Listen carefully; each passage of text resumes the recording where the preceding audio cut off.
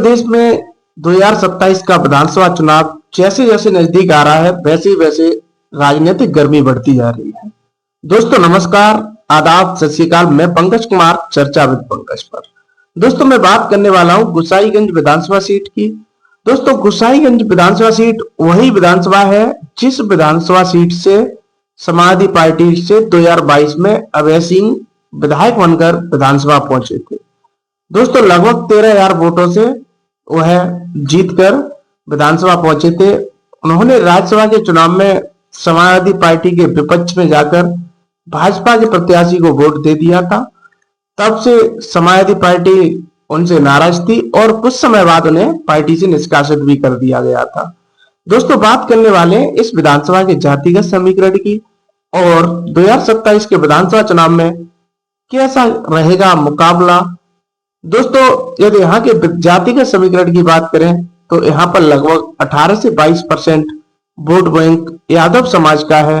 वहीं कुर्मी पटेल समाज का लगभग 10 से 13% वोट बैंक कुर्मी और पटेल समाज का है।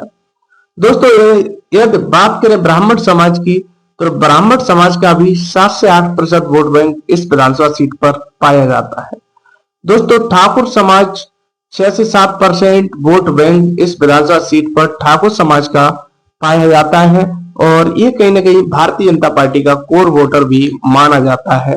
दोस्तों सबसे ज्यादा यदि इस विधानसभा सीट पर वोट बैंक है तो दलित समाज का, जाटव और अन्य समाज का लगभग 22 से 25% वोट बैंक दलित समाज यहाँ अपना रखता है। वहीं मुस्लिम समाज 12 से 15% वोट बैंक यहाँ पर अपना रखता है और यह कोर वोटर समाजवादी पार्टी का माना जाता है।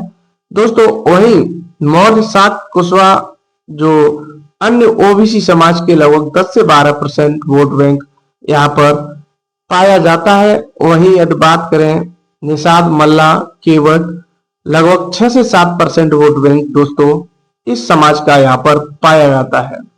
दोस्तों ऐसे में 2027 का विधानसभा चुनाव नजदीक आ रहा है और क्या है इस विधानसभा सीट पर संभावित समीकरण।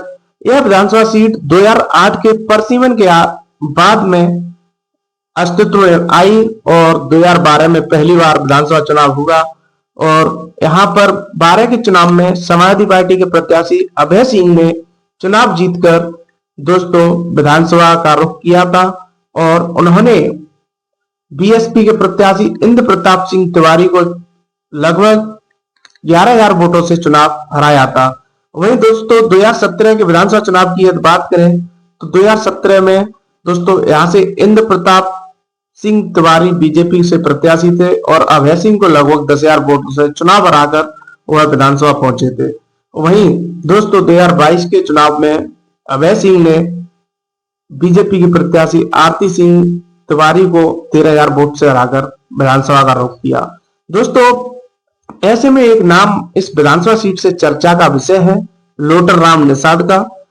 लोटर राम निषाद समाजवादी पार्टी के नेता है और इस विधानसभा से भविष्य में प्रत्याशी भी हो सकते हैं, ये मानना है क्योंकि इस विधानसभा में लोटर राम निषाद का लगातार दौरा और उन्होंने जिस तरह से भारतीय जनता पार्टी से जिन विधायकों ने राज्यसभा में वोट दिया था भारतीय जनता पार्टी को, समाजवादी पार्टी के 3 विधायक थे, मनोज पांडे, अभय सिंह और दोस्तों एक और विधायक थे राकेश प्रताप सिंह। इन तीनों विधायकों को उन्होंने जिस तरह से कहा कि भारतीय जनता पार्टी के पक्ष में समाजवादी पार्टी से जीतकर जाना एक तरीका से लोकतंत्र का अपमान है, ये उनके द्वारा कहा गया था और उन्हें अपने आप में एक सेफ सीट इसलिए भी मानी जाती है कि समाजवादी पार्टी यहाँ से 2 बार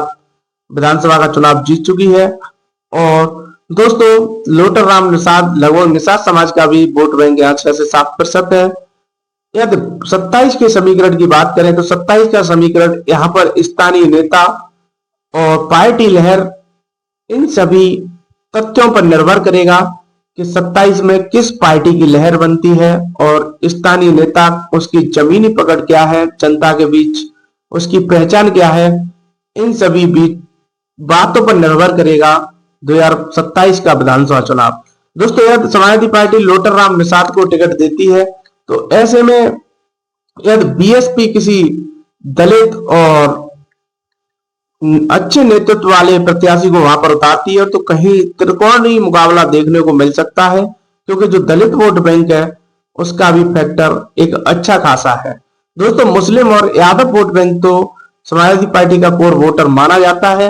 यदि भारतीय जनता पार्टी के साथ ठाकुर और ब्राह्मण, उसके बाद अन्य वैश्य समाज और ओबीसी समाज जाता है तो ये भारतीय जनता पार्टी के लिए यह विधानसभा सीट फायदेमंद घोषित हो सकती है। दोस्तों ये तो प्रत्याशी और स्थानीय नेता पर तय करेगा, ये पार्टी तय करेगी कि किसे अपना प्रत्याशी बनाती है। दोस्तों क्या लोटर राम निषाद इस विधानसभा से समाजवादी पार्टी के प्रत्याशी हो सकते हैं? दोस्तों 27 के चुनाव में भाजपा यहां से जीत सकती है या समाजवादी पार्टी जीत सकती है, यह अपनी कमेंट बॉक्स में कमेंट राय जरूर दें, कमेंट में राय। और दोस्तों यदि आपने हमारा चैनल चर्चा विद पंकज सब्सक्राइब नहीं किया तो चैनल को सब्सक्राइब करें, वीडियो को लाइक करें। दोस्तों इस वीडियो बनाने का उद्देश्य किसी की भावनाओं को ठेस पहुंचाना नहीं है, न किसी के पक्ष में बनाना है, सिर्फ निष्पक्ष बनाना है।